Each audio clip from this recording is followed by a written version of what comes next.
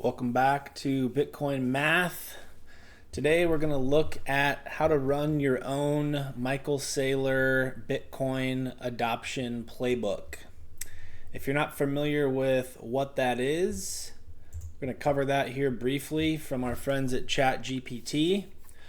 Basically, what Michael Saylor is doing is he's borrowing money at low interest rates, borrowing dollars, taking those dollars and investing them into Bitcoin immediately, not trying to time the market, but raise the funds, buy the Bitcoin. And that's based on a bet that Bitcoin is going to outperform the debt, meaning he's using OPM, other people's money, at a lower cost than what he expects the appreciation value to be of what he is using that money for.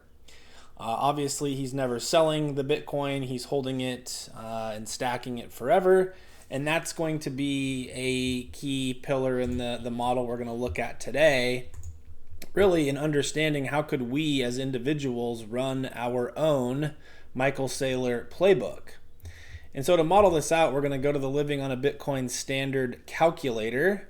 And what this calculator is, if you aren't familiar, is basically letting us key in some basic metrics about our income, the amount of money or increase in our salary each year, the rate that we believe inflation to be, and also the amount of interest we would pay to borrow money.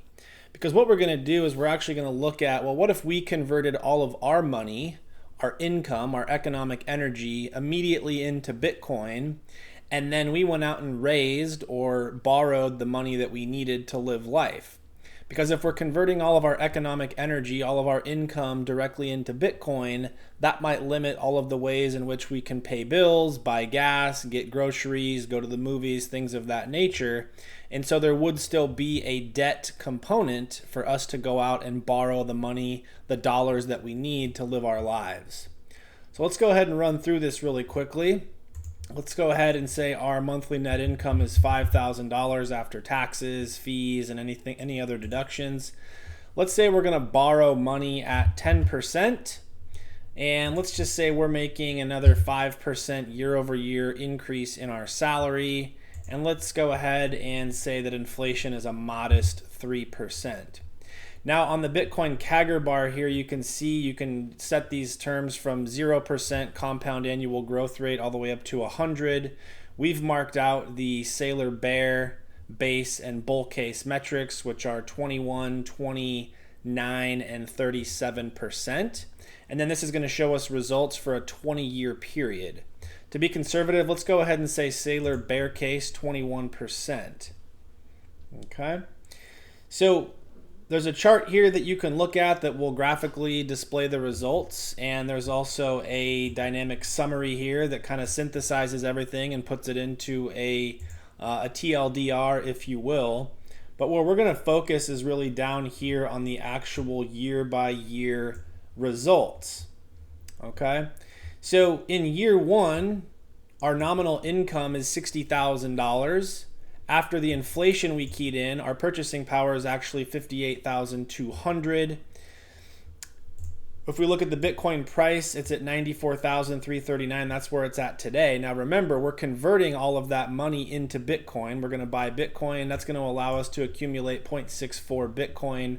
Our total Bitcoin accumulated through the individual year is 0.64 since this is year one. So that means our current Bitcoin value is, in nominal terms, $60,000. Now, if we're borrowing money at 10%, that means we're going to have a total loan of $66,000, the $60,000 principal, and the $6,000 that we borrowed.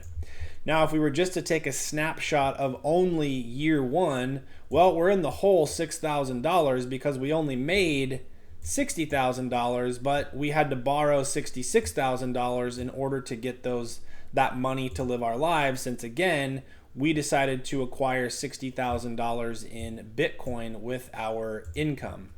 Now let's fast forward to year 5. We've been doing this steadily for 5 years. We've made some nice nominal salary increases up to close to $73,000, but due to 3% year over year inflation, our purchasing power is only $63,000. But at a 21% compound annual growth rate, the Bitcoin price is now over $200,000. Yes, that's going to limit how much we can buy in that respective year, but we are stacking, right? We're never selling, we're accumulating, and we are stacking. So we've now accumulated 2.44 Bitcoin using this strategy. And when you multiply the 2.44 by the Bitcoin price, our total Bitcoin value is now just under $500,000. Now, we are rolling this debt ongoing, which means we have to pay the interest on every dollar borrowed since year one. So our interest payments keep going up and up and up. Our total loan has to cover the interest and this year's salary. So the total loan that year is 106, and our rolling loan value is $427,000. But now if we take our total Bitcoin value, right, this is the value of the Bitcoin that we hold, and we subtract our debt, we actually come out with a pretty decent little benefit of $66,280 through 5 years. And if you divide that number by the 5-year period, it's an average of $13,256 per year. And if you add that to your current year's nominal salary, well, then you actually are making $86,000 in that particular year. Now let's fast forward all the way to year 20. Right? We've been doing this consistently, successfully. Our nominal salary is now $151,000. Unfortunately, that only buys us about $85,000 worth of stuff due to continuous inflation. But look at the Bitcoin price after 20 years compounding at 21% annually. We've now stacked over 4.5 Bitcoin worth close to $16 million.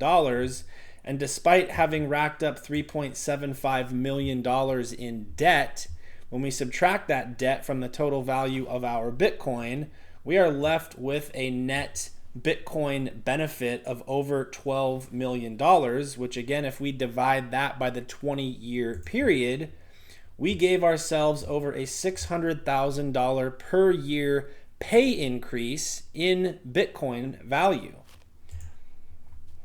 And so you can see, I mean, just leveraging Saylor's playbook and just some of the principles of it in our own lives could have significant benefits, right? I mean, this is a hypothetical model. You have to key in your own values, and obviously this is not financial advice. We're just geeks on the internet. But at the same time, leveraging some of Saylor's key principles and fundamentals for what he is doing for investors and shareholders and even employees of strategy, we can take some of those key fundamentals and bring that into our own lives by converting our economic energy into Bitcoin, just as he is converting Strategy's economic energy and their debt into Bitcoin. We can do the same thing, and then we can take out debt to live our lives in dollars while our economic energy, now in the form of Bitcoin, continues at what we believe to be a strong compounding growth rate annually. If you have questions or want to leave feedback, we make that easy for you here. We'd love to know your thoughts, answer questions if you have suggestions on how we can make this better. Appreciate the support, and we'll see you on the next one.